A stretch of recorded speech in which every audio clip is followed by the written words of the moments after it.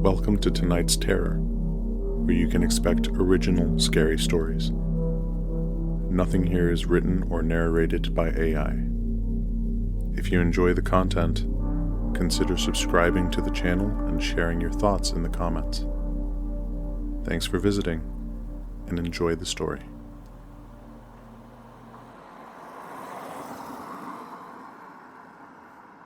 The first emotion I felt when I heard my brother had died was relief. That was quickly followed by guilt, but the relief had definitely gotten there first. I suppose that makes me a bad person, but honestly, I was surprised I hadn't gotten that call years earlier. Eric had always been reckless. Even as a kid, I remember him jumping off the second-story roof of our house and just barely making it far enough to land in the pool. He called me a pussy when I refused to try. "Someday I'll get you to have a little fun," he taunted. But once he was old enough to drive, he really went off the deep end. He had used the little money our parents had left us to buy what I thought was the stupidest and most impractical vehicle I had ever seen. A bright red 1988 Ford Thunderbird. The damn thing guzzled gas, the muffler rumbled like it could fall off any second, and I don't think it ever had two working taillights. He drove that car without regard to anyone's safety, including mine, the few times he'd allowed me to tag along. Weaving in and out of lanes, blatantly ignoring speed limits, always blasting Def Leppard with the windows down.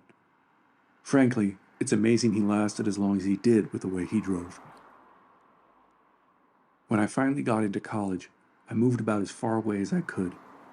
People joked that Eric and I were like oil and water, but I thought that baking soda and vinegar was more apt. Eric had a way of getting under my skin that no one else could match. Everything turned into a fight. I was always the one who ended up bruised. I would call him out for being reckless. He would tell me I didn't have an ounce of fun in my body. I couldn't wait to get away from him. When I got the call that he had wrecked his stupid car and died, I was just thankful he didn't hurt anyone else. Apparently, he had tried passing a school bus on the shoulder of a rural highway, lost control, and slammed into a tree. Of course, he hadn't been wearing a seatbelt. I'm pretty sure the Thunderbird hadn't had any working seatbelts in years. And of course, he had been drunk. As his last living relative, it fell to me to clean out the dump he called an apartment and settle his affairs. Of course, I couldn't do that from my dorm room 3 states away. I knew I could probably get it all done in a long weekend, but only if I drove through the night to get there. I wanted to be back for class on Tuesday. The school would have given me more time off, given the circumstances, I'm sure. But I just couldn't bring myself to let Eric derail my life any more than he already had. I had barely made it out of high school because of his antics. When he was alive, I'll be damned if his death was going to screw up my future. I packed up my little Honda Civic. It was great on gas, the muffler was firmly attached, and both taillights worked. And set out just as the sun was setting, leaving campus and my new life behind so I could finally, definitively slam the door on my old life. By the time I crossed into our home state, it was well after midnight. The moon was nowhere to be seen behind the thick blanket of gray clouds that seemed to be draped over the rolling hills, barely staying aloft over the farm fields nestled in between. I had long grown tired of the few CDs I had in my car, so I turned on the last refuge of the bored driver, local radio. I could only land one station, delicately perched between bursts of static. Fortunately for me, the DJ seemed to share my affinity for light rock, and I got to bob my head to the smooth tunes of Phil Collins. The miles rolled on. Traffic had been getting thinner and thinner, and now I found that my own headlights were the only source of illumination in the darkness. I had just passed the last exit for the next 20 miles when I saw the first dual pinpricks of light in my rearview mirror. They grew rapidly, and I realized someone was coming up behind me, fast. Well, they should have no problems passing me, I thought. After years of being terrorized in Eric's passenger seat, I never drove more than 5 over the speed limit. He tried to give me exactly one driving lesson once I'd turned 16. He got so frustrated with what he called my granny driving that he punched me so hard in my shoulder that the resulting bruise took 2 weeks to fade. Then he took me on what he called a demonstration, weaving in and out of traffic at an alarming speed, brake checking what he called the slows, riding in the right lane, and tailgating with alarmingly little space between his bumper and the poor soul in front of us. I had screamed and cried for him to stop as I pushed my body as hard as I could into the seat, palms clammy, tears streaming down my face. I shook off the unpleasant memory as the lights of the car behind me raced up at a frightening pace. I expected to see them glide into the left lane and speed past, leaving me to the quiet isolation I had been enjoying. However, the lights, and the car I assumed they were attached to but couldn't see in the darkness, seemed like they were coming up right behind me.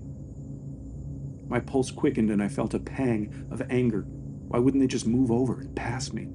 They could just go around and leave me in peace. The lights screamed up so quickly that for a second I actually braced to be rear-ended, even tightly closing my eyes to prep for the impact. It never came.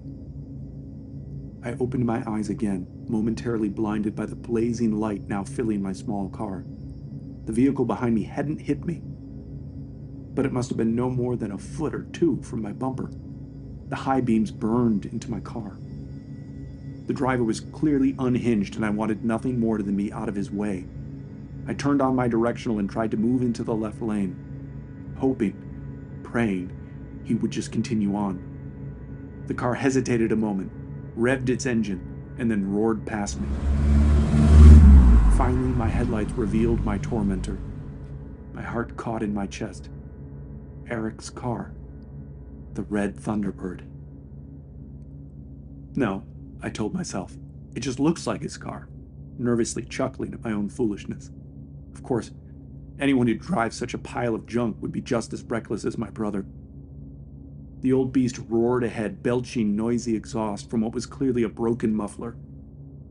I breathed a sigh of relief as the single functioning taillight pulled ahead, grateful to be free from this showboating prick. My heart leapt when I saw the sign announcing the upcoming rest stop. I could take a break, calm my nerves, and let that psycho get well ahead of me on the road. As I pulled into the parking spot, I surveyed the nearly empty lot and sighed with relief at the absence of any crappy old Thunderbirds. I told myself that I was being silly, allowing myself to be frightened by this jerk. But my palms were still sweating as I pulled open the door to the rest stop. It was one of the old ones, without all the fancy restaurants and staff milling about, just a dirty bathroom and a broken water fountain. The light inside flickered, and I scanned the place. One stall was occupied, but otherwise it was deserted. I walked up to the sink and splashed some cold water on my face, washing away the sweat and the miles. As I wiped my eyes, I heard the stall behind me creak open. I glanced up instinctively into the dirty mirror, my vision still blurry from the water. Eric was standing in the entrance to the stall, pointing at me. I screamed. "Jesus, dude, what's your problem?" came an unfamiliar voice. Not Eric at all, I realized, blinking away the water. Not even close, in fact. Just another traveler on the road, who understandably skittered out the door without washing his hands as I weakly muttered an apology. So stupid, I thought to myself, shaking my head. I headed back out to the car, ready to move on. Mine was now the only car left in the lot. I eased my Civic back onto the highway, slowly accelerating back up to speed. I briefly caught a glimpse of a single taillight ahead of me, but it quickly disappeared over the next hill. My heart briefly skipped a beat, remembering the burned-out taillight I had seen earlier. But no, I thought. With how fast the Thunderbird had been going, it must be in the next county by now. Or burned up in a ditch. The road was thankfully deserted again. Despite my best efforts, my thoughts drifted to Eric. One time he'd picked me up from band practice, tearing into the high school parking lot with tires squealing. reaching over to open the passenger door, even as the car was coming to a rest. It was only after I'd gotten in that I smelled the wine on his breath. Night train. It was all he ever drank. But he sped away before I could protest or get out of the car. In the fight that followed, he'd given me a mean-spirited laugh and said, "I swear I'll get you to loosen up and break the rules someday, you little dweeb." He said it would do me good to get in trouble, just once. It was the day I resolved to move away as far as possible. I was jogged from my memory by a blast of static from the radio, interrupting the moody blues song that had just come on. The uncanny pop of the static gave way to Def Leppard's hysteria, somehow mid-song. It was uncomfortably loud, immediately transporting me back to the dirty passenger seat of Eric's Thunderbird. I gaped at the radio with astonishment, desperately turning first the volume and then mashing the power button without any effect. While I was distracted, I crested the hill, and suddenly, there was a car in front of me, seemingly out of nowhere. The single taillight burned like an eye, and I could tell the car ahead of me had slammed on its brakes. Panicking, I also stomped down on my brake pedal and tried to swerve into the left lane. My heart pounded as that same red Thunderbird slipped into the beam of my lights once again.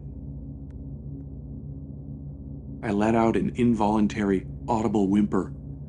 I could hear the engine rev up to pull even with me, muffler rumbling.